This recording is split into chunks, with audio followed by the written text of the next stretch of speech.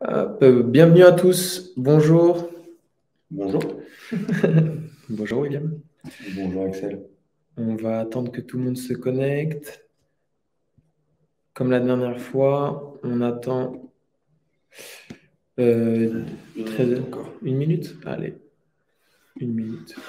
Bon, de toute façon, il y a un replay Exactement. pour les retardataires. Exactement. Est-ce qu'on ferait pas un petit sondage? T'adores les sondages. J'adore les sondages. Je vois ça. Vas-y. Eh bien, j'ai un sondage de la dernière fois. C'est incroyable. Compte. Ah là là. Est-ce qu'on me voit? Est-ce que tout est bon? Ouais, il y a quelques secondes. Alors, On est bon. on est bon. Hop. Alors, bonjour Antoine, enchanté. En effet, Antoine nous demande s'il y aura un replay et si oui, où pourra-t-on le trouver? Donc, il y aura bien évidemment un replay qui vous sera envoyé par mail et vous pourrez le retrouver dans tous les cas sur YouTube. Bon appétit Antoine. Bon appétit Antoine. Eh bien, ce que je te propose, c'est c'est qu'on commence, William. Allez, exactement. Super. Est-ce que déjà tu peux te présenter? Bien sûr. William Forge, je travaille ici chez Beanstalk. Je suis conseiller en investissement et j'imagine que je suis spécialiste de Marseille. En tout cas, c'est ce qui se dit. Donc, c'est pour ça qu'aujourd'hui, c'est moi qui prends la parole pour parler de ce sujet. Super. En effet, William, on a remarqué que tu maîtrisais bien notamment cette zone, la zone de Marseille, dans le cadre d'un investissement. Je m'appelle Axel. J'allais dire, présente-toi à ton tour. Eh bien, allez. Je m'appelle Axel. J'ai commencé chez Beanstalk par le financement, donc le financement de nos investisseurs dans le cadre d'un investissement locatif. Ensuite, j'ai été en charge d'accompagner notre team de conseillers, d'experts en investissement locatif pour satisfaire tous nos investisseurs, tout simplement. Et Beanstalk, qu'est-ce que c'est Beanstalk, William? C'est un petit haricot vert. Ouais, ici. Ah ouais, corporate. Beanstalk, qu'est-ce que c'est? Beanstalk, c'est une marketplace où l'idée principale, c'est d'avoir regroupé toutes les expertises qui traversent un projet d'investissement locatif. Du coup, pour faire vite, je dirais qu'il y a 6 grands pôles. Un pôle supply qui permet de sélectionner, de présélectionner des biens sur le marché, sur des secteurs qu'on analyse constamment. Ces biens derrière, ils sont analysés par 2 autres pôles. Le pôle légal, qui sont là, sont nos juristes qui analysent tous les documents relatifs aux biens, aussi potentiellement à l'urbanisme de la mairie en question. Et le troisième pôle, pour qu'un bien apparaisse en ligne, ça va être le pôle travaux. Donc ça, c'est notre équipe d'architectes. Un architecte dédié à chaque projet pour pouvoir tout de suite nous donner une idée précise de l'enveloppe qu'il faudrait imaginer mettre pour à la fois rénover, meubler, parfois même sur la partie énergétique. Maintenant, les diagnostics ont pris de l'importance. Donc ça, ce sont les 3 premiers pôles pour que simplement des choses apparaissent. Par exemple, à Marseille, petit clin d'œil à Mouloud, qui est du coup à la supply à Marseille. Et ensuite, du coup, le pôle de conseil, ça va être le nôtre. Et ensuite, qui prend le relais, il va y avoir le pôle financier qui va chercher les meilleures conditions pour les financements. Et évidemment, dans la dernière étape d'un projet d'investissement locatif, il y a de la location. Donc, c'est notre pôle de gestion locative qui gère, loue et voilà, manage les différents biens, au moins la première année, vu que nous, dans notre accompagnement, quoi qu'il arrive, on s'engage à s'en occuper nous-mêmes la première année, puis au-delà, comme de la gestion locative plus classique. Super. Merci William pour cette présentation très complète. Donc en résumé, on s'occupe de tout, on maîtrise tout. Et donc d'où le fait qu'on a des choses à dire sur Marseille. Et en parlant de Marseille, je vous propose de commencer le premier épisode, Où investir, cap sur Marseille. William, c'est à toi. Je te donne... On va partager l'écran pour pouvoir mettre évidemment la carte. Partager. Et Quentin nous dit bonjour. Bonjour Quentin. Bonjour Quentin. Et enchanté. Partage de l'écran. Google Maps. Parfait. Et c'est parti, c'est bon. Hop. Bon, alors, partons. Je vais faire une présentation comme je le fais toujours, à savoir J'appelle ça la macro-micro, donc partir de très loin pour zoomer de plus en plus sur ce qui nous intéresse. Marseille, n'en déplaise à certains, Marseille, deuxième ville de France, plus de 800 000 habitants, rien que Marseille. C'est la plus grosse agglomération de communes. Les 18 communes qui font l'agglomération de Marseille, c'est la plus grosse communauté de communes en France. Deuxième aéroport régional, surtout premier ou deuxième port de France, cinquième port européen, deuxième port de la Méditerranée. Très très grosse zone commerciale, voilà ce qu'il faut retenir. Et c'est surtout une ville qui est aujourd'hui très bien desservie à tous les niveaux, que ce soit justement aéroport, port même d'un point de vue terrestre en termes d'autoroute, etc. Et évidemment en termes de train aussi. Donc, très bien desservi. Si je zoome un peu, du coup, on est sur le sud de la France. On est, je dirais, à mi-chemin entre Nice et Montpellier. On n'est pas très, très loin d'ici, non plus de l'Italie, si on veut vraiment pousser un peu. On est surtout sur une zone de la France qui est de manière générale assez recherchée, assez chère. Une zone, par contre, quand on voit ici, quand on voit les trois grandes villes apparaissent, ça permet tout de suite de rappeler que Marseille, par contre, d'un point de vue entreprise, d'un point de vue dynamisme, travail, possibilité d'emploi, etc., se situe bien devant ces deux collègues, même si aujourd'hui ça tend à évoluer. Mais Marseille est aujourd'hui à 2 heures de Paris.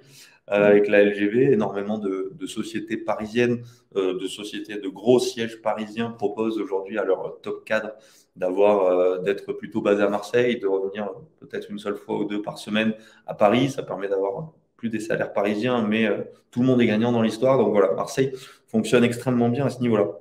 Et donc, William, en résumé, si je comprends bien, Oui. Marseille, au-delà de son actualité sportive, avec le football, au-delà de ses spécificités, du charme de la ville, de cette destination touristique l'été, c'est réellement toute l'année un bassin économique dynamique qui est en plein essor. Exactement. Marseille, déjà Marseille, ils adorent le rappeler, mais c'est depuis 10 ans au moins 300 jours de soleil par an, ce qui n'est pas anodin.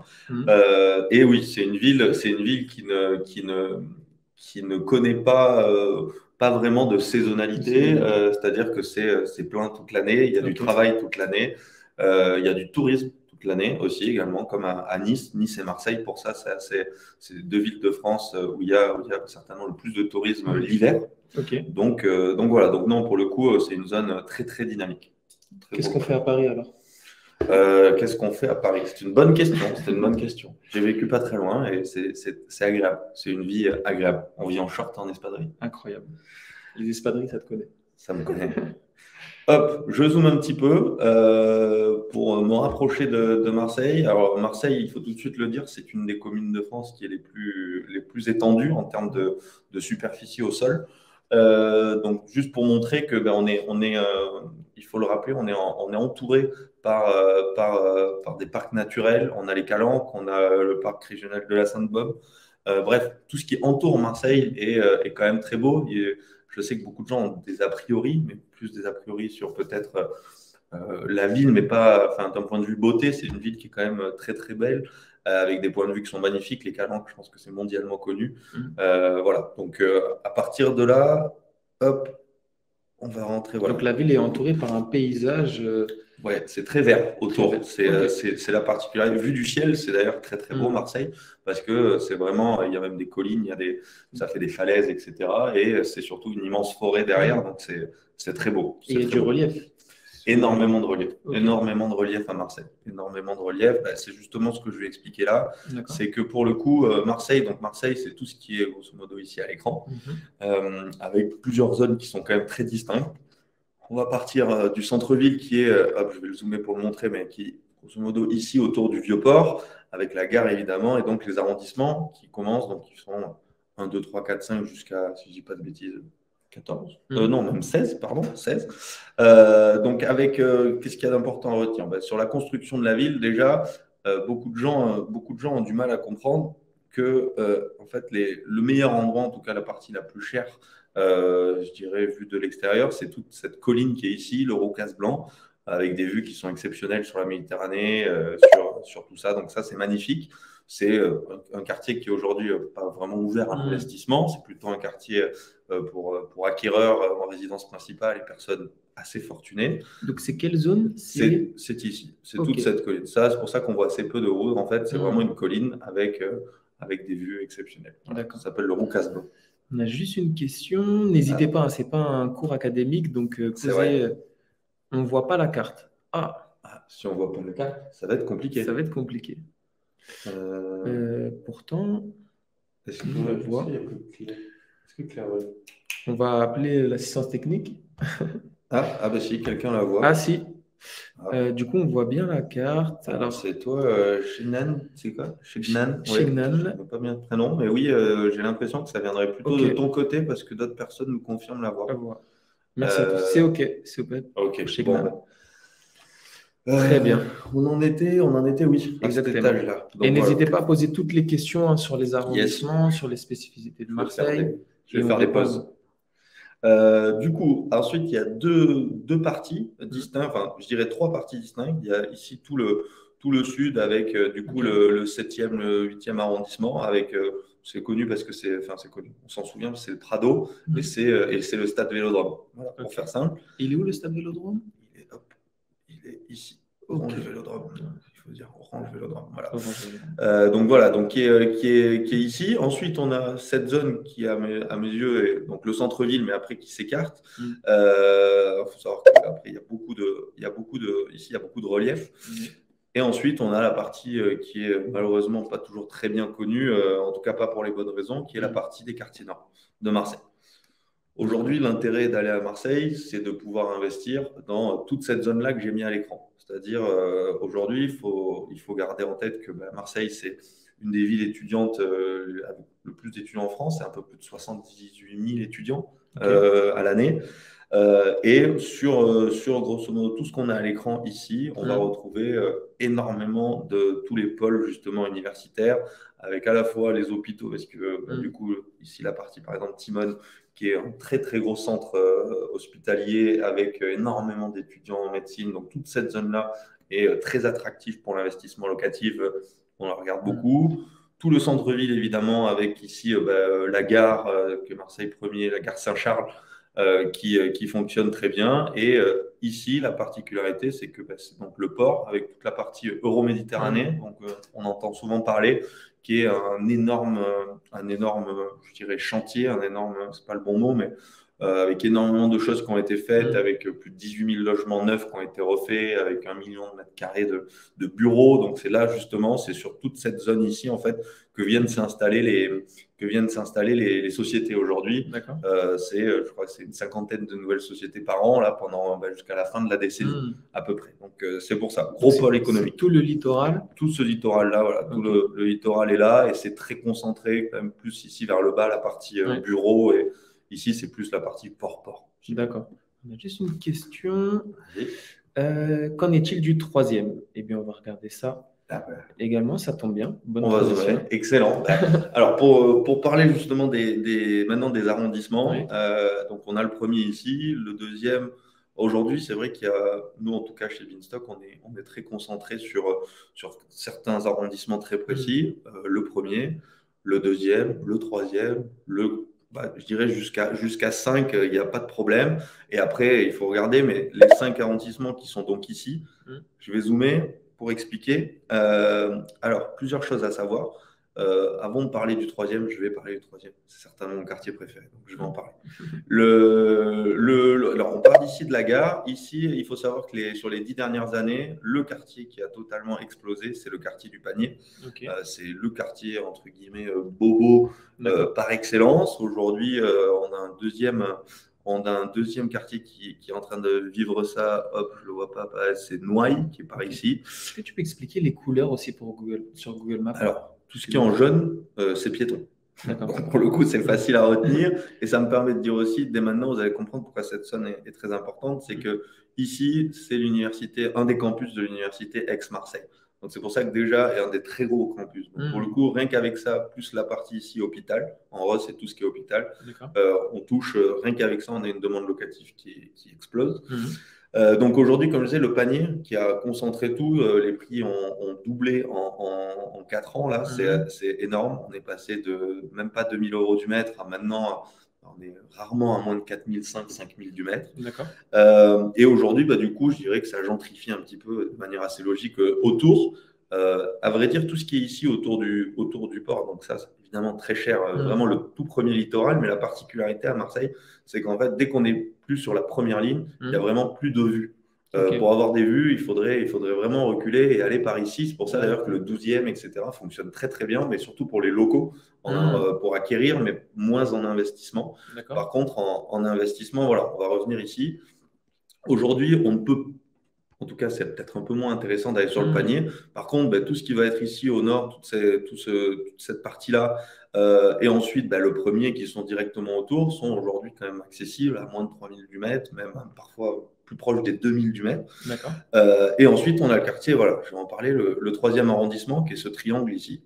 Le 3e arrondissement, c'est le quartier populaire de Marseille du centre-ville. Je le redis, les vrais quartiers populaires, ils sont ici. Mais dans le centre-ville, le seul quartier qui est vraiment un peu populaire, enfin qui est très populaire, c'est le 3e arrondissement. Alors, ça a été surtout énormément le cas jusqu'à il y a quelques années. Pour le coup, en ce moment, c'est quand même énormément en train d'évoluer. Déjà, pourquoi? Parce qu'il y a la Friche, la Belle de Mai, qui est un grand hangar avec énormément d'animation, avec cinéma, avec plein de choses, et qui est vraiment une zone aujourd'hui qui concentre beaucoup d'activités. Donc, pour le coup, déjà, tout ce qui est autour maintenant de la Belle de Mai, ça c'est quand même vraiment, ça a déjà totalement changé. Je dirais qu'il y a deux parties dans le 3e. Il y a cette partie qui est ici un petit peu en haut. En plus, naturellement, elle est un peu en hauteur, qui est le seul endroit où aujourd'hui, je veux bien accepter que ce soit encore un peu compliqué. On a l'habitude de dire qu'ici, il n'y a pas de commissariat. Et pour le coup, ça y est, ça a changé, ça aussi. Ici, toute la zone qui est ici au sud, c'est le 3e arrondissement, c'est populaire. Mais en termes d'investissement locatif, c'est certainement un des tout meilleurs endroits. Pourquoi? Parce que, je le rappelle, un des ratios importants de l'investissement locatif, c'est pour 100 euros posés sur la table à l'achat, combien est-ce que je récupère en loyer?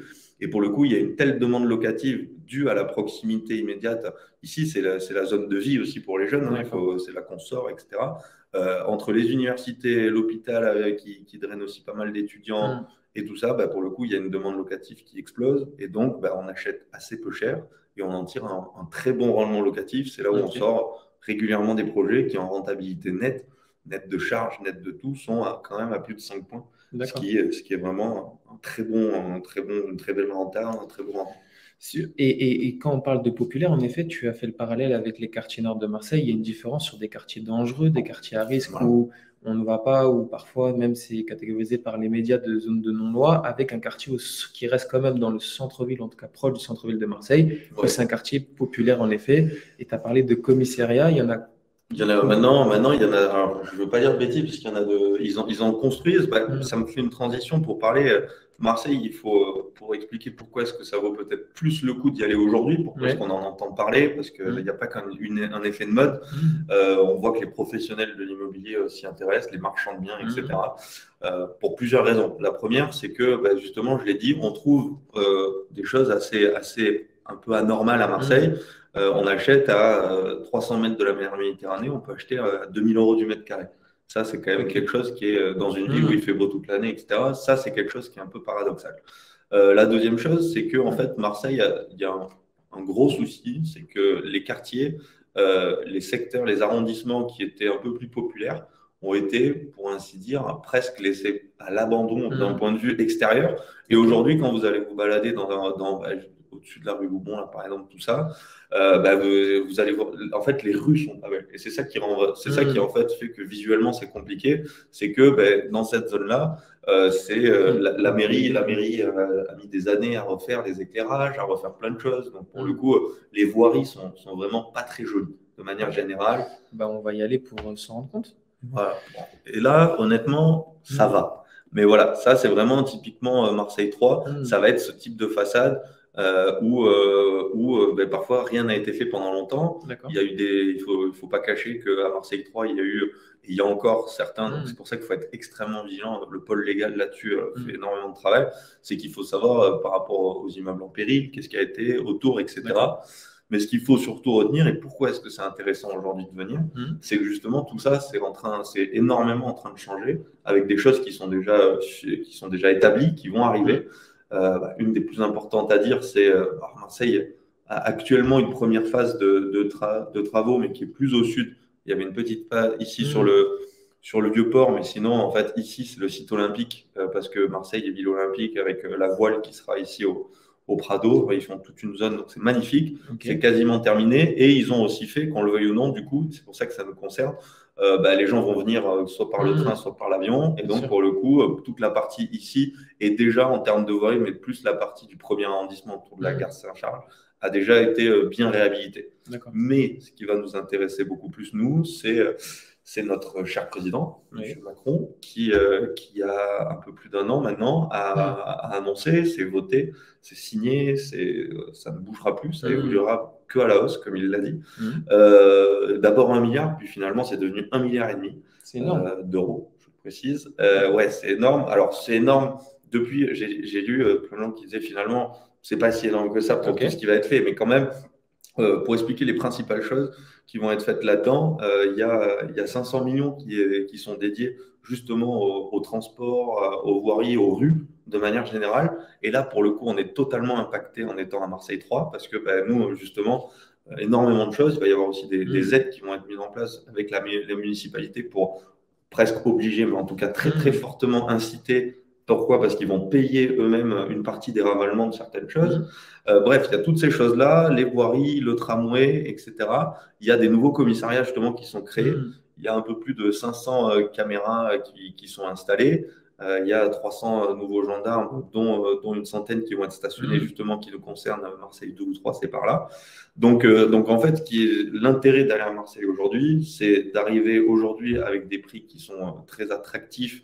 Et surtout, on récupère des forts rendements. Mais l'idée, c'est surtout que ça va être des projets qui, de manière générale, ces projets qui amènent beaucoup de rendement. C'est qui dit rendement, qui dit data intéressante, de manière générale, veut dire prise de risque. L'avantage, et donc, ça veut dire souvent soit s'écarter, soit être sur des zones où peut-être il y a moins de tension, etc. Là, l'avantage de Marseille, c'est qu'on a une tension locative qui est énorme. Et surtout qu'on a de manière, la ville de manière générale et certains quartiers précisément, on a énormément d'évolutions qui arrivent sur les 10 années qui arrivent. Donc pour le coup, se positionner aujourd'hui, c'est aussi des beaux projets pour faire des projets tremplins, pour avoir des potentiels de plus-value sympas, même à moyen terme. Moi, je considère que d'ici la fin de la décennie, il y a déjà des belles opportunités à faire, très belles opportunités à faire. Donc l'avantage, c'est d'aller là-bas, récupérer des loyers. Et dans la plupart de ces projets qui sont sur je dirais le 1, le 3, le 4, le 5, sont des projets où avec des apports assez minimales et des financements ne serait-ce que sur 20 ans, on est très rapidement dans des situations que les gens recherchent souvent, qui est d'avoir un cash flow au moins équilibré et positif.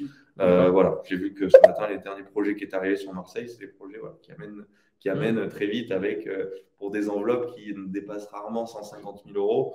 Voilà, pour 150 000 euros, avec seulement 15 à 20 000 euros d'apport, un financement sur 20 ans, on est très vite dans une situation où le projet va s'autofinancer, même avec un petit peu de reliquat qui peut servir. Donc voilà, c'est ça le gros intérêt en ce moment d'aller sur Marseille. Tant qu'on peut acquérir sur ces secteurs plein centre-ville à ces prix-là, et qu'on n'a pas besoin d'aller s'écarter, Marseille sera moins intéressant le jour où on ira plus sur ici le centre-ville, mais qu'on sera obligé d'aller un peu plus loin. Pourquoi? Parce qu'en fait, tous les gens qui sont là, on se coupera d'une partie des étudiants qui, eux, font tout en transport et veulent à tout prix être ici. Voilà. Tant qu'on est à moins de 3 000 euros du mètre sur ces quartiers-là, à mon sens, il y a vraiment énormément de très belles opportunités à faire. Ok, super. Et du coup, si j'ai bien compris, William, de ce que tu nous as dit pour l'instant sur Marseille, c'est qu'il y avait une partie sud qui était plus cotée, puisque du coup, il y a plus de relief, plus de hauteur, une vue, des belles vues sur la mer. On a également du coup un centre-ville animé avec finalement un projet Euromed qui vient soutenir le développement et l'expansion de ces arrondissements. Exactement. Avec notre petit Marseille 3, le métro. On le voit aussi, j'en ai pas trop parlé, mais la particularité de rester dans le centre, c'est qu'on est, voilà, qu'on soit tout en haut ici à Saint-Mauron ou qu'on soit ici, on est à moins de 10 minutes du plein centre qui est le Vieux-Port, pour faire simple à peu près. Donc Donc, pour le coup, c'est ça le gros avantage, c'est que tout est très proche. À ce niveau-là, on fait soit à pied, soit en métro, soit en tramway, et ça va très vite. Et en plus, il y a très peu de pluie. Et il pleut pas. Exactement. Génial. Les gens marchent. Et Marseille 3, donc ce que tu nous as dit, c'est que par rapport à un Marseille 1, Marseille 2, un Marseille 4, c'est le quartier où il y a plus d'attention, notamment dans un projet global, puisque tu as réuni les 3-4 arrondissements en indiquant que justement, dans le cadre du projet Remède, c'est en train de booster, dynamiser la ville et qu'il y a une attention particulière sur ce quartier qui est plus populaire pour lui redonner déjà visuellement plus, déjà que ce soit plus joli, joli, que ça soit moins moche, je veux dire, pour commencer, parce qu'aujourd'hui, il faut être transparent. Mmh. Il y a des endroits, quand vous allez vers le haut de la rue Loubon, un peu au-dessus, voilà, vous vous y baladez, c'est pas joli.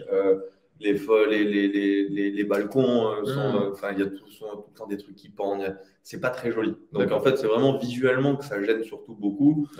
Mais déjà, si on reste sur la partie basse de la friche à l'université, là par contre, on l'a vu, c'est plus des grands bâtiments, donc là ça va mieux. C'est plutôt le fait que ce soit des petits, en fait, ce sont des rues où tout est collé, maximum 2 étages, et donc là, voilà, c'est un peu plus compliqué. Mais ici en bas, c'est plus résidentiel, donc on voit déjà moins la différence. D'accord. Très clair. Eh bien, avant de passer aux autres arrondissements, pour bien comprendre la ville, on a beaucoup de questions. Alors, on a la première de Samuel. Même question pour le 9e, proche de Sainte-Marguerite. Ok, ça on va y aller juste après. On finit les arrondissements du centre. Alors Noailles, Isabelle, je peux en parler rapidement. Noailles, c'est un peu le nouveau panier. C'est le quartier qui se boboifie en ce moment, là, juste en dessous, voilà, tu l'as là. Qui est là, qui est lui aussi extrêmement bien passé. En fait, ce sont des quartiers qui explosent, des quartiers qui fonctionnaient bien, mais sans plus, et qui, depuis 10 ans, en fait, vraiment ont explosé. Que ce soit le panier et Noailles, c'est vraiment les quartiers, on peut dire que c'est des quartiers gays, c'est des quartiers où il n'y a pas de soucis particuliers, c'est des quartiers commerciaux, c'est des quartiers où il y a des bars, c'est vraiment les deux quartiers, ce sont des zones qui valorisent à 8-9% par an depuis quelques années. Donc, je crois que c'est 35% le panier les 3 dernières années, et c'est quasiment la même chose sur Noailles. Donc, voilà, c'est des bons secteurs. Par contre, je dirais que ça a déjà commencé sur ces secteurs-là. Donc, les prix ont vraiment augmenté. Aujourd'hui, le panier à moins de 4500, c'est compliqué à mon avis. Et je parle évidemment des choses correctes. Et Noailles, il y a à peu près 1000 € d'écart du mètre carré, mais ça a déjà quand même bien commencé. Ça y est, les prix ont bien augmenté. Ça peut être un bon premier projet d'aller sur ces zones-là parce que on lève peut-être le risque. Son premier projet, on n'a pas forcément envie d'avoir peur en le regardant, même si ça ne fait pas peur, mais disons qu'il y a moins besoin de s'imaginer, il y a moins besoin d'imaginaire quand on va à Noailles ou au panier, on se dit ah, c'est vrai que c'est cool, c'est joli, voilà, si à y vivre, on pourrait y vivre, très clairement. Donc concrètement, en effet, il y a aussi une appétence au risque. Même si le risque reste toujours mesuré, c'est simplement aussi d'être à l'aise avec son investissement, de le comprendre. Les arrondissements que tu viens d'indiquer, et notamment ce quartier, c'est aussi pour quelque part acheter sa tranquillité. Il y aura une catégorie de locataires qui sera différente, une rentabilité du coup qui sera moindre. Ça, c'est une chose, mais ça reste toujours intéressant, notamment dans le cadre dynamique de la vie. Ah ben Quentin, tiens, salut. Quentin, on m'avait déconseillé la Belle de Mai près. Juste pour finir la question, on m'avait déconseillé Belle de Mai, près du train, population peu soigneuse, des biens, qu'en pensez-vous? Donc là, je vais pas, je suis pas d'accord avec ça. Alors la Belle de Mai qui est ici, c'est le 3e. Donc pour le coup, je le répète, c'est déjà visuellement que c'est pas que certaines choses sont pas jolies. Après peu soigneuses. Je dirais que ça, tout dépend de la sélection qu'on fait des locataires. Il faudrait se tourner vers la gestion locative, mais nous, on n'a pas de problème particulier. Déjà, il faut le dire. C'est pas différent. Ce qui est vrai, c'est qu'en fait, les gens qui vont chercher à louer là, alors déjà, les loyers sont quand même un peu plus intéressants, un peu moins élevés qu'ils le sont très clairement. Un loyer dans le panier, par exemple, etc., qui n'est pas très loin, c'est bien plus élevé. Mais donc, on va s'intéresser aussi peut-être à une catégorie qui est un petit peu plus basse. Malgré tout, tout dépend de son choix de locataire. La Belle de Mai, le 3e, on s'adresse Voilà, ça, c'est vraiment un peu typique. Le troisième, on s'adresse évidemment à des étudiants. Donc les étudiants, je dirais que c'est un peu toujours le qui tout double. Il faut bien sélectionner, il faut avoir un peu de chance parce qu'un étudiant, entre celui qui va organiser beaucoup de choses chez lui et celui. Donc, par exemple, l'étudiant en médecine, et on en trouve, on a pas mal d'étudiants. Hop, je vais juste me mettre là pour montrer.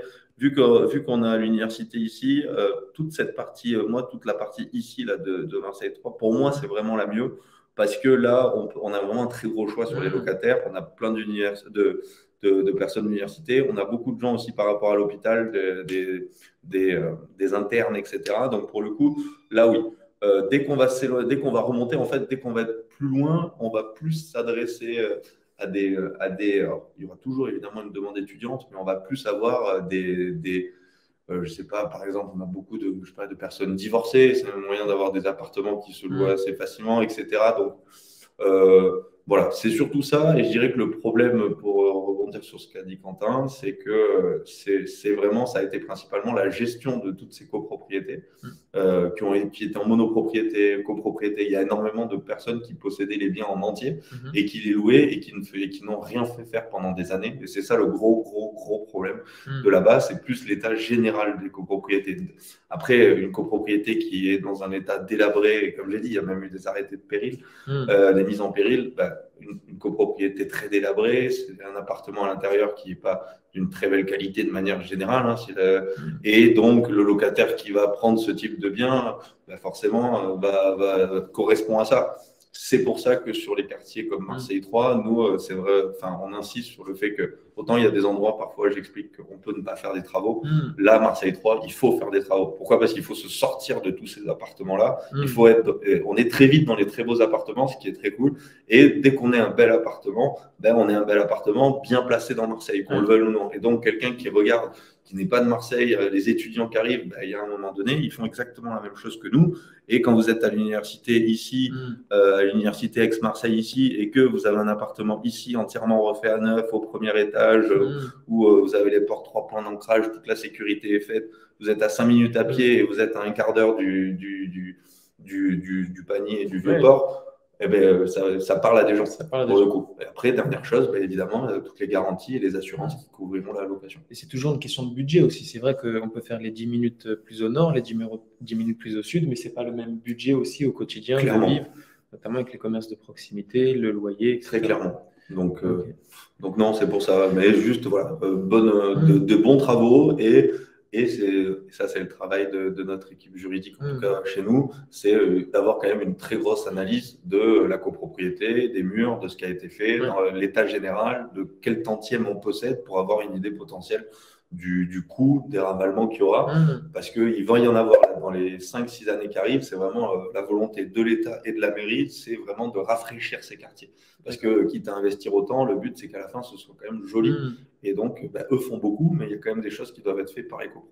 D'accord. Et en effet, là, on parle d'un quartier, mais dans un quartier, ça reste des biens, des appartements qui sont dans des copropriétés. Et d'une copropriété à l'autre, tout peut évoluer. Donc, c'est pour ça d'être accompagné. Au sein de Beanstalk, on a une équipe formidable de juristes, d'experts travaux, qui s'occuperont également de la gestion locative, une équipe qui va sélectionner et vérifier une cohérence sur le marché pour chaque lot, puisque un lot est dans un ensemble, comme on l'a dit, dans un quartier, mais surtout dans une copropriété. Et donc, que ça soit dans un arrondissement plus populaire comme Marseille 3 ou dans un arrondissement plus coté et un quartier plus coté comme Noailles, eh bien, il y a toujours des spécificités. Parfois, attention à ne pas se faire plutôt avoir à l'apparence de la copropriété du bien, parce qu'il peut y avoir aussi les mêmes problèmes ou des problèmes différents qui peuvent avoir un impact financier sur le projet. Ouais, exactement. Et puis, pour le coup, un des trucs qui est difficile avec Marseille 3, c'est que, comme je dis, de l'extérieur, il y a certaines copropriétés qui sont juste pas jolies, mais qui, en réalité, on a eu plusieurs cas là sur justement à côté de la rue Loubon. Là. On a eu des cas où vraiment, quand en fait vous allez à la visite, alors il peut y avoir, on a tout vu. À Marseille, on peut tout comme partout, on peut tout voir partout. Mais finalement, vous êtes agréablement surpris parce que en fait, c'est surtout que c'est sale, en fait. C'est sale vu de l'extérieur, mais la copropriété en elle-même ne l'est pas forcément. Donc c'est pour ça que c'est des quartiers qui vont beaucoup évoluer. Quand on voit le panier il y a 15 ans, c'était pas fou. C'était vraiment le même type de quartier avec des petites copropriétés. Et maintenant, aujourd'hui, c'est vraiment très, très joli. Donc pour le coup, voilà, je dirais que non, il faut être vigilant. Il faut être vigilant sur ce qu'on achète, comme partout. Mais à Marseille, il faut l'être encore plus, surtout quand on est sur ces quartiers-là, de manière logique. Dès qu'on va chercher beaucoup de rendement, beaucoup de rentabilité, il faut essayer de cadrer un maximum les choses parce qu'il y a certainement une part de risque quelque part. Là, le risque, c'est entre guillemets la localisation, mais la localisation, c'est un centre-ville. Donc, habituellement, quand on prend ce risque-là en localisation, ça veut dire qu'on s'écarte. Là, en l'occurrence, on ne s'écarte pas. On a un quartier populaire plein centre. Donc, c'est pour un investisseur une opportunité, mais ça ne s'adresse pas non plus à tout le monde. En tout cas, il faut vraiment s'y préparer. C'est pour ça qu'en premier projet, ce n'est pas forcément toujours une bonne idée parce que si on a des a priori sur Marseille, etc., ben, il ne faut pas aller faire du Marseille en plus Marseille 3. Il vaut mieux aller faire peut-être du Marseille 2. J'ai lu des questions, j'ai vu qu'il y a des choses sur du 6e à côté de la place de la Castellane. J'ai fait un super projet l'autre jour là-dessus. Donc, Romain, je te dis top idée. Il y a des super projets. Là aussi, il y a beaucoup de demandes locatives. Marseille, les gens ne le réalisent peut-être pas beaucoup, mais c'est une des villes de France qui, depuis le début du Covid, l'épisode Covid, a le plus d'arrivées de gens. Il y a un effet déjà naturel des gens qui viennent beaucoup dans le sud, mais Marseille, ex-Marseille, c'est vraiment la zone qui est le plus prise d'assaut.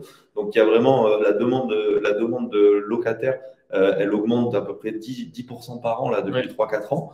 Et sauf on a construit Euroméditerranée, on a construit 18 000 logements, si je ne dis pas de bêtises, donc c'est quasiment terminé maintenant. Donc il y a des choses, mais il y a une demande. Donc en fait, il y a de la demande partout. Après, la réalité, c'est que dès qu'on va commencer à s'écarter un peu, et le 6e, ça peut commencer à être le cas, c'est que parfois, on va être moins bien desservi aujourd'hui. Et c'est là aussi où ça peut être très intéressant parce qu'on a aujourd'hui des plans de ce qui va être fait. Et comme je l'ai dit, il y a 500 millions du milliard et demi qui vont servir pour ça. Pour la création, pour prolonger les lignes, pour créer des tramways, etc. Donc aujourd'hui, il y a toutes ces zones-là, le 6e, le 10e, la Timone, toutes ces choses-là. La Timone est déjà bien desservie, mais le 6e, c'est un bon exemple avec la Castellane. La place de la Castellane, pour le coup, c'est une zone qui va être vraiment améliorée dans les 4-5 années. Donc investir aujourd'hui, c'est une bonne idée. C'est une bonne idée. Mais voilà, il va y avoir à peine moins de tension locative qu'en plein centre, mais la tension est déjà énorme. Aujourd'hui, je vous encourage à regarder sur la plateforme, mais nous, quand on indique les loyers, on indique à côté le temps qu'il faut pour recevoir un certain nombre de dossiers. Sur Marseille, on n'est jamais à plus de 15 jours pour être sur des tensions très élevées. Donc voilà, c'est des zones qui ne connaîtront pas de vacances locatives. Où que vous alliez à Marseille, Marseille 3 aussi, Marseille 5, 6, et même dans les quartiers nord, mais là, on va pas trop en parler, mais il y a une demande locative énorme. Ok. Énorme. Merci William pour toutes ces précisions. Justement, on parle beaucoup de quartiers de ville. Simon, bonjour Simon. Simon a une question. On parle d'arrondissement et de quartier, mais j'ai cru comprendre qu'à Marseille, la différenciation se joue à la rue près et entre une bonne rue et une mauvaise rue, cela peut être à une parallèle près. Comment s'assurer à distance d'être dans une bonne rue? Alors, excellente remarque. Alors, je pense que c'est quand même un peu le cas partout aujourd'hui, mais la réalité, c'est que, par exemple, Paris, le 16e, des choses comme ça, il y a des images, il y a des idées. Mais la réalité, c'est que ça se joue vraiment à la rue, au côté de la rue duquel on est, par exemple. Mais c'est le cas à Marseille 2, il y a des endroits où vraiment d'un côté de la rue, c'est entre guillemets haussmannien, de l'autre côté, pas du tout. Ce qu'il faut, c'est analyser. C'est pour ça que ce qui est important, c'est faire. Je dirais que là, on a fait un peu l'étape très macro. On est de loin, on ne rentre pas dans le détail parce qu'on ne regarde pas des biens. Lorsqu'on est en train de rechercher des biens, on fait une étude comparative et on va regarder. On va essayer de ne pas en regarder un seul. Et puis, on va regarder très clairement qu'est-ce qu'il y a dans la rue, comment les prix de cette rue ont évolué. Voilà, il y a des choses, on lit. Moi, j'aime bien tout simplement taper sur Google parfois pour regarder ce qui se dit, le grand public, les gens qui y vivent, voilà, ce genre de choses. Après, ce qui est bien, c'est d'avoir des retours aussi soit d'investisseurs, mais plus de locataires, de demander à des locataires, c'est-à-dire des gens qui ont vécu là-bas. Voilà. Nous, on s'appuie sur, je dirais ça, beaucoup d'analyses de documents, surtout sur la partie légale et travaux, pour être très clair sur les enveloppes, etc., qu'il n'y ait pas de mauvaise surprise, parce que c'est ça, en fait, qu'il faut aussi beaucoup éviter. Et dernière chose, sur des personnes locales, je refais un clin d'œil à Mouloud, qui est sur place, qui s'y déplace, qui pour chaque bien, moi, me donne un avis aussi propre à lui ou aux autres personnes, hein, mais c'est-à-dire qui a visité le bien, comment c'est, l'ambiance de la rue, les bâtiments autour, est-ce qu'il y a un point de deal au bout de la rue, est-ce que en fait, toutes ces choses-là, elles sont importantes, si elles sont vraies, il faut les savoir et après se faire son idée par rapport à ça. Donc, je dirais que c'est la deuxième partie de l'analyse. Ceux qui veulent venir voir un bien à Marseille avec moi, il n'y a pas de problème. Ou mes collègues, évidemment. Mais là, on regardera et je prendrai plaisir à expliquer qu'est-ce qui se passe dans cette rue précisément. Super. Mais très bonne remarque sur la rue, c'est vrai. Il y a même des rues où le début de la rue, c'est bien et la fin de la rue, c'est pas bien. Marseille, on trouve de tout. C'est le contraste. C'est le contraste. Schengen a une question sur l'Euromed. C'est fini, non? La troisième boulevard national sera-t-il concerné? Le troisième, pardon, boulevard national sera-t-il concerné par les financements du président avant de passer aux autres quartiers? Excellente remarque. Alors, Euromed, oui, Euromed, c'est quasiment terminé.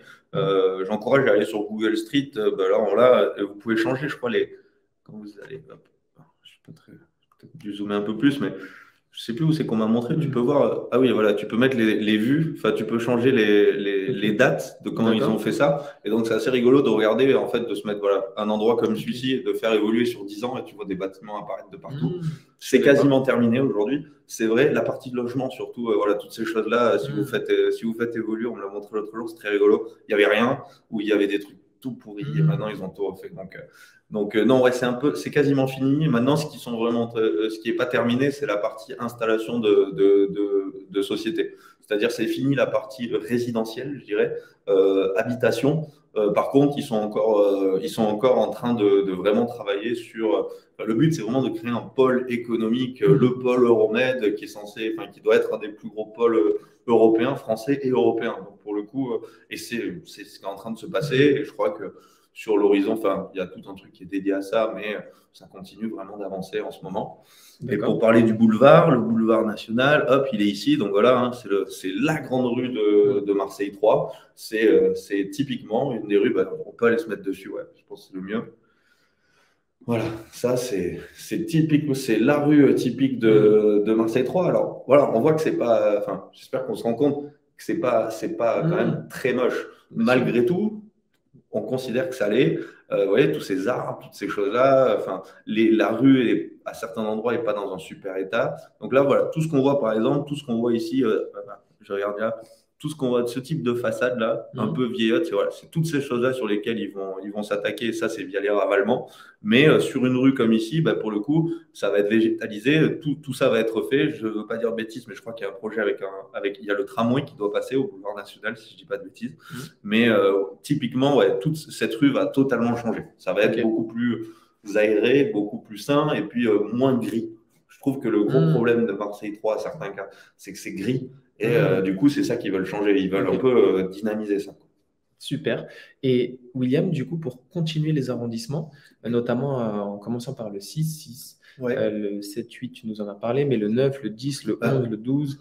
Exactement. Alors, 10, 11, 12, alors, comme je dis, cette partie-là, il y a des top projets. Et là, on va s'adresser, c'est des projets, je dirais que ça peut être des bons projets, surtout si on veut faire des investissements plus long terme. Parce qu'on va s'adresser on va plus louer à des familles, on va louer à des personnes plus âgées, ça va être moins étudiants. Du coup, pour rebondir sur ce que disait Quentin tout à l'heure, peut-être aussi les gens, plus ils restent longtemps, plus ils s'approprient les lieux, moins il y a de problèmes. Donc, ça va plus être ce style-là parce que c'est surtout des gens qui achètent pour y vivre. Et après, on a une zone, juste en dessous, on a Marseille 10 avec, qui est donc connu pour être une très bonne zone qu'on a ici, qui est connue pour être une excellente zone d'investissement. Pourquoi? Donc, on repère ici la place de la Castellane du 6. Mais toute cette zone, de toute façon, en fait, qu'on a à l'écran, surtout le sud ici, c'est une demande locative étudiante qui les hôpitaux. On a l'hôpital, on a la fac, surtout sciences médicales, on a médecine, fac de pharma, on a 2 écoles d'ingénieurs, on a l'hôpital, l'énorme hôpital de la Timone. Bref, je crois que rien qu'ici, c'est un peu plus de 13 000 étudiants, rien que sur cette zone-là. Donc, investir ici, c'est vraiment, là par contre, c'est un investissement purement pour des étudiants. Je dirais qu'ici, on va faire de la location classique quand on est sur le centre. Alors, peut-être pas le troisième, mais quand on fait par contre des projets plus sur le deuxième, voire le premier. Noailles, par exemple, c'est vraiment top pour ça. On peut aussi imaginer faire du 9+3, faire un bail mobilité étudiant de septembre à juin et compléter avec du saisonnier parce que c'est un peu moins à Marseille 10, parce que là, c'est vraiment une population que étudiante. Mais du coup, William, si je comprends bien également, puisque cette zone est très bien desservie, donc c'est pour ça aussi à court terme, il y a une forte tension locative. Donc, comme tu le disais, que ce soit le premier, le deuxième, le troisième ou autre, c'est quelque chose qui va tout de suite avoir une plus forte attractivité en fonction des zones. Le 10, pareil. Mais les arrondissements sur le 12, à travers les 500 millions, justement, d'étendre le métro, les transports, ça va être aussi à terme, puisqu'on est en démographie croissante, comme tu nous l'as dit, ça va être des zones où de plus en plus il y aura un intérêt dès lors que les transports vont arriver. C'est clair, c'est clair. Alors, l'inconvénient un peu en fait d'ici, c'est justement aujourd'hui, c'est la manière dont c'est desservi. Aujourd'hui, ici, c'est de la voiture. Aujourd'hui, qu'on le veuille ou non, c'est quasiment, c'est très difficile, à part évidemment si vous êtes au métro, mais sinon, en fait, ce qu'on ne se rend pas compte là, c'est surtout de la topographie, là, qui est énormément de relief à cet endroit-là. Cette précision ici, pourquoi est-ce que si ça fonctionne très bien, c'est qu'ici, on est un peu sur la bretelle. C'est une des zones où on part très vite de Marseille. Parce que Marseille, il y a un problème aujourd'hui, et c'est là aussi où les millions arrivent pour ça. C'est pas pour rien qu'ils refont les voiries. C'est qu'aujourd'hui, c'est très, très, très vite le bordel dans la rue, les voitures à certaines heures. Donc aujourd'hui, c'est aussi pour ça que cette zone, elle fonctionne bien. C'est que les gens, en fait, par exemple, on va avoir des couples. Parce qu'il y en a un qui travaille là, l'autre un peu plus loin, et pour le coup, on sort très vite de Marseille, on va partout, on va au stade Vélodrome en même pas 10 minutes quand on est ici, parce qu'il y a un tunnel qui amène directement au Prado, donc voilà, c'est très central pour ça. Ça fonctionne très bien. Et pour les autres arrondissements, pas les mêmes populations. Et les autres arrondissements, comme plutôt au nord. Alors, on peut parler un petit peu du nord. Je dirais que le nord, alors, il y a des zones sur lesquelles on peut aller, je dirais, sans trop de problèmes. Moi, je trouve que toute la zone ici autour de Saint-Jérôme, ça fonctionne assez bien parce qu'il y a beaucoup d'étudiants. Et il y a l'IUT de Marseille. Et ensuite, la deuxième zone, c'est la zone au niveau de Saint-Joseph, ici, qui fonctionne plutôt bien également. Après, il y a plusieurs réalités à comprendre. C'est que là, on rentre dans la partie quartier nord. Et les quartiers nord, pour le coup, c'est le problème, c'est le côté insécurité. Les quartiers nord, c'est à partir d'où? Juste à la louche. On peut considérer que quartier nord, ça commence à peu près ici, à peu près, voilà, à partir du 14, toute cette zone-là. On peut y faire des projets. Plusieurs choses à savoir. Déjà, par exemple, c'est une zone sur laquelle il est très dur de faire garantir et assurer les loyers. Alors, je dis souvent, les gens parlent souvent de loyers impayés. On a l'habitude de dire que c'est une image qu'on se fait, mais qui dépasse un peu la réalité, parce qu'en réalité, les impayés, c'est un peu moins de 2% seulement. Et à Marseille, pas plus qu'ailleurs. Je le dis toujours aux gens, pas du tout. Par contre, quand vous rentrez dans ces quartiers-là, il y a plus de problèmes, d'impayés, etc. Et donc, pour le coup, je dirais qu'aujourd'hui, hormis pour aller y faire des opérations, c'est un des rares endroits où on peut faire des opérations d'immeubles, parce que vous achetez pour des 200, 300 000 euros, vous faites des immeubles de rapport.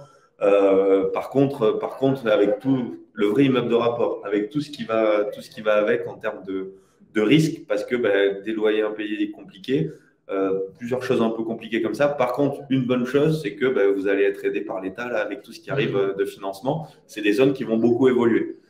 Je pense que c'est quand même plus dédié aux connaisseurs de Marseille. Clairement pas un premier projet, et je pense qu'il faut connaître. Là, il faut vraiment connaître. Les seules personnes que je connais qui font, je dirais, au-delà du 13-14e, c'est des gens qui sont à Marseille. Ok, super. Merci, on a beaucoup de questions. On va se challenger en 5 minutes, William, répondre question par question. Il y en a qui sont communes pour voir si on peut faire des réponses. Alors, parler du 7, du 8, du 9, du 10, ok, ça on peut faire un petit truc. Le 10e avec le quartier Sainte-Marguerite, la Joliette, on n'en a pas parlé.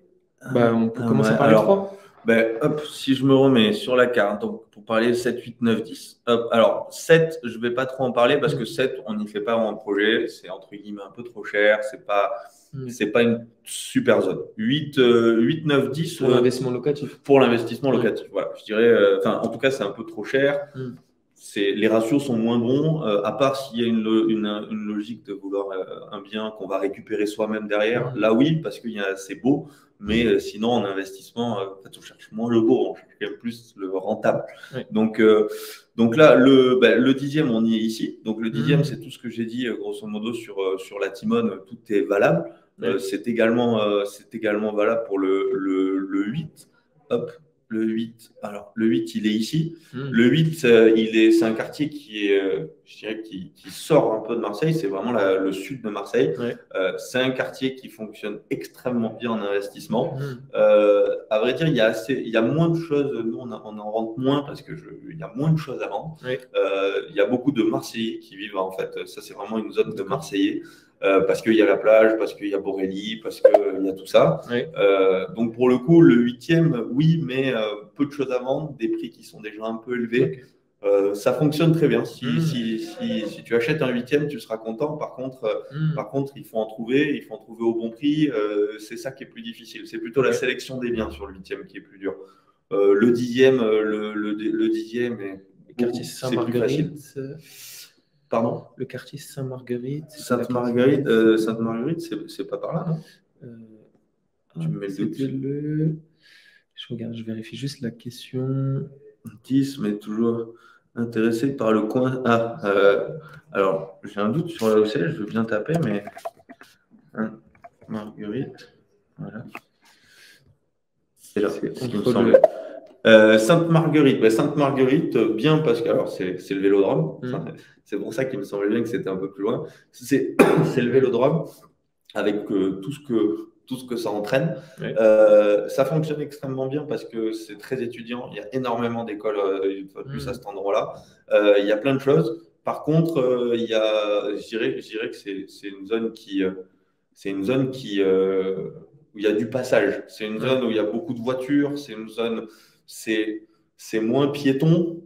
Toute cette partie ici au sud est peut-être un peu moins piétonne que ce qu'on voit vers le Vieux-Port et tout ça. Mais pour le coup, ça fonctionne très bien. C'est très marseillais. Là aussi, voilà, tout ce qui est cette zone-là est très, très marseillais. C'est vraiment, c'est beaucoup des locaux qui sont là-bas et moins des étudiants, etc. Même s'il y en a beaucoup, mais c'est beaucoup des locaux. Okay. Beaucoup de locaux. Super. Le 9. Le 9, hop, tu l'as. Le 9, je ne veux pas dire de bêtises, il est ici, non? C'est ici. Je crois que je fais jamais de projet au 9.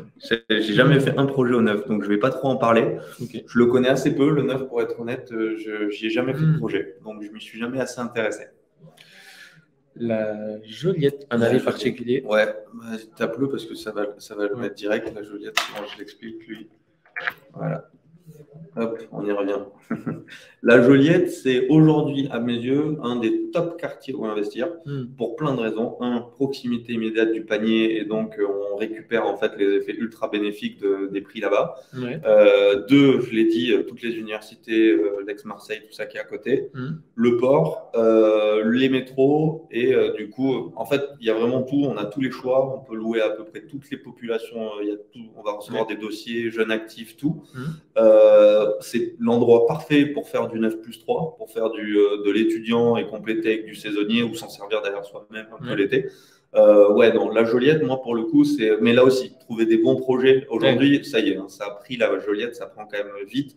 On en a régulièrement. Moi, c'est un des quartiers que je préfère, mais ça nécessite un tout petit peu plus, par exemple, de budget qu'un Marseille 3. Ouais. Mais en premier projet à Marseille, la Joliette, c'est un top projet. Top projet. Samuel te remercie pour tous ces détails. Merci Samuel. Avec plaisir. Alors, Ounès, bonjour. Est-ce que vous conseillez d'investir à Marseille si on n'habite pas dans le secteur? Très bonne question. Excellente question. Je pense que c'est la bonne chose presque pour terminer, c'est de dire Marseille. Alors, déjà maintenant, je crois qu'il y a un petit effet de mode, il faut se le dire. Marseille, c'est top, mais déjà Marseille, il faut le comprendre. C'est vraiment le plus important, c'est de bien comprendre, comme tous les investissements, mais ce qui se passe dans un investissement, c'est qu'à partir du moment où on lance quelque chose, qu'on en parle, et bien, on a des avis. Voilà, Marseille, on risque d'avoir des mauvais avis. Déjà, il faut les comprendre. Est-ce que c'est juste une image qu'ont les gens, et ça, c'est dans la majorité des cas, c'est le cas, ou est-ce qu'il y a des choses un peu plus logiques? Quand vous allez, par exemple, faire un Marseille 3 pour un projet quand on n'est pas de Marseille, il ne faut pas être, à mes yeux, pas être primo-investisseur forcément. C'est plutôt des projets pour des gens qui ont compris sur un premier projet au moins comment ça fonctionnait, que c'était du locatif, que ce qui était important, c'était plein d'autres choses, mais par exemple, un premier projet, comme on vient de le dire, à Marseille, à la Joliette ou à la Timone, un projet très étudiant, je veux dire, c'est à peu près la même chose partout en France. On a une demande locative qui explose. Donc là, non. Par contre, les projets extrêmement rentabilisés, Marseille 3, Marseille sur certains secteurs, voilà, tout ce qui va être vraiment à très fort rendement, je pense qu'il vaut mieux être pas sur place, mais en tout cas un investisseur plus confirmé pour comprendre en fait peut-être plus les mécanismes et avoir accepter en fait les choses. Ce qui est dangereux, c'est d'être séduit par les chiffres sans comprendre et du coup à un moment être rattrapé par la réalité dont parlent les gens. Marseille, ça fait peur. Voilà, il faut bien. Aujourd'hui, si on enlève les quartiers nord, et si Marseille, les quartiers nord, ça s'appelait pas Marseille, on n'en parlerait déjà pas du tout de la même manière. Donc voilà, je dirais que c'est une super ville pour commencer parce qu'on y trouve tous les prix. On fait des projets de 80 000, tout compris, de 80 000 à évidemment à tout ce qu'on veut.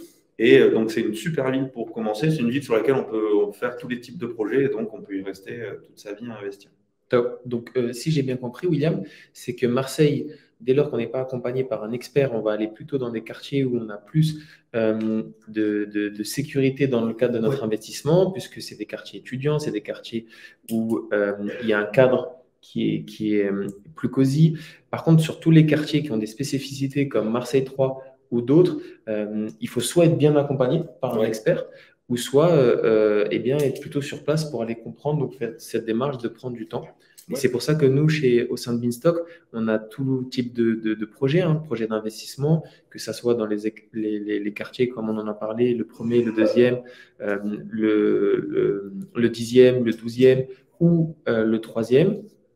Et chaque projet a ses spécificités. Ça dépend aussi de la maturité de l'investisseur sur son appétence à aller dans des zones où il se serait moins projeté pour une résidence principale, puisque ça reste un investissement locatif. Il y a une très bonne question, je vais juste la dire, sur l'encadrement des loyers. Marseille n'a pas d'encadrement des loyers.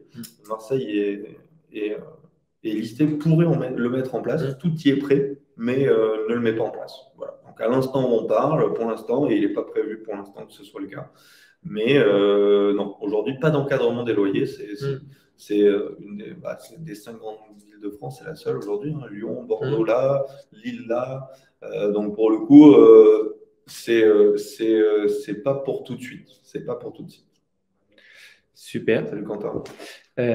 Quentin, bon appétit. Alexis, une dernière question nous demande, peut-on faire du Airbnb 12 mois sur 12? Alors, on peut. On peut. Après, il faut. C'est toujours pareil, il faut regarder. Alors déjà, il faut que ce soit autorisé. Je le rappelle, aujourd'hui, il faut des copropriétés qui ne l'interdisent pas. Il faut qu'il y ait une autorisation. Et ensuite, deuxième chose, il faut que vous ne soyez pas dans une zone, Marseille n'est pas le cas, mais où vous êtes limité en nombre de jours. Et dernière chose, surtout, c'est celle-là, c'est que faire du Airbnb, c'est très cool. Ça amène des rentabilités qui sont très élevées. Il n'y a pas de problème avec ça. Par contre, on amortit énormément plus vite. Donc, sur des petits projets qui sont je dirais, à moins de 150 000 euros, si on fait du full saisonnier, alors déjà, il faut des secteurs qui le permettent, parce que faire du saisonnier à l'année, je vais être clair, mais il faut être dans l'écran. Voilà, il faut être là, parce que sinon, ça ne va pas intéresser. C'est comme un peu à Paris ou tout ça, il faut être sur des secteurs qui fonctionnent. Et comme je dis, et si on est sur des secteurs qui fonctionnent, c'est qu'on achète un peu plus cher. C'est dommage de griller un amortissement en même pas 10 ans parce qu'on va amortir très très vite parce qu'on encaisse beaucoup de loyers. Moi, à mes yeux, c'est plus Marseille est une bonne ville pour faire le compromis 9+3. Mais après, oui, il y a des projets. Il faut vraiment analyser. Il y a des projets qui le permettent, il y a des projets pour lesquels je serais moins d'avis. Voilà. 9+3, oui, mais saisonnier à l'année. il faut des appartements qui soient pour ça, il faut un balcon, il faut le bon étage, il faut du rangement, il faut pouvoir se garer, il faut vraiment tout le paquet si vous voulez le faire à l'année. Et il faut l'entretien et il faut tout ce qui va avec. Donc pour le coup, voilà. Super. Et William, une question qu'on se pose tous, c'est est-ce que ça vaut encore le coup d'investir à Marseille? Alors ça vaut encore le coup, oui. Je dirais que c'est comme tout ce qui est à la mode. Il faut être encore plus vigilant parce que aujourd'hui, un peu comme ça a été le cas à Bordeaux, Nantes, plein d'endroits comme ça, où on en parle. Donc du coup, on a l'impression que acheter à Marseille, c'est bien. Mais c'est pas acheter à Marseille ou investir à Marseille qui est bien. On y trouve des super projets, mais il faut être très vigilant. Il faut pas se faire, il faut pas être, je dirais, séduit soit par les chiffres, soit par quelque chose, soit par une photo qui est jolie. Non, ça reste de l'investissement. C'est une zone intéressante, très intéressante, comme plein d'autres zones en France. Mais celle-là, je dirais qu'elle a comme avantage déjà d'avoir toutes les amplitudes de projets. On peut commencer avec des projets à moins de 100 000 euros, ce qui n'est quand même pas le cas partout. Surtout moins de 100 000 euros dans une zone où il y a une tension locative aussi élevée. Parce que c'est vraiment ça le gros intérêt de Marseille. C'est investir dans un endroit où il y a besoin de logement énormément. Donc pour le coup, on loue. C'est pas une mauvaise idée d'y aller. Il faut juste être vigilant et il faut faire un projet faire un bon projet, c'est-à-dire faire les choses dans l'ordre, savoir son budget, quelles sont ses capacités, quel type d'effort d'épargne je suis prêt à faire s'il faut en faire un, ou quel apport je vais mettre, et ensuite définir un bon cahier des charges. Et par rapport au cahier des charges et aux objectifs qu'on a, du coup, là, en dernière étape, on fait matcher des projets avec ça, mais pas dans l'autre sens où on regarde bien en attendant qu'il y en ait un qui nous plaît. C'est pas le principe de l'investissement, encore moins à Marseille où il faut être très vigilant. Super. Donc, en résumé, vous n'avez plus qu'à aller regarder les opportunités, les détecter, que ce soit sur des plateformes comme Se Loger, Le Bon Coin, taper les arrondissements pour déjà, dans un premier temps, se rendre compte de quelle opportunité on parle. Ou sinon, bien évidemment, vous avez la plateforme Beanstock où vous allez pouvoir retrouver tout ce qu'on s'est dit, donc différents types de projets dans différents arrondissements, avec chacun des budgets différents, des particularités différentes qui vous permettront, et même des biens qui ont déjà été vendus, pour que vous puissiez imager et comprendre quelles sont les rentabilités. Exactement. Marseille, on en a mangé. Non, Marseille, c'est une top ville. C'est une ville où c'est vrai que si je devais travailler une seule ville, je pourrais prendre Marseille parce que Marseille, on peut tout y faire. On peut y faire du saisonnier, on peut y faire du à l'année, on peut y faire de l'étudiant, on peut y faire du moins de 100 000 euros, on peut y faire des très gros projets. Donc ça, c'est top. Et on est au sud de la France, il fait beau, etc. Donc c'est quand même des petits plus. Donc ouais, non, Marseille, top ville. Super. Merci William. On va du coup, puisque le temps, on avait largement dépassé. Si vous avez d'autres questions, n'hésitez pas en effet à soit être rappelé immédiatement, dans les 10 minutes vous serez rappelé, ou prendre rendez-vous avec nos experts pour aller plus en profondeur sur ce sujet ou notamment d'autres villes. Recevoir le replay. Tout à fait, exactement. N'hésitez pas. Nous, on le dit souvent, mais avant de faire un projet, il y a déjà beaucoup d'informations à prendre.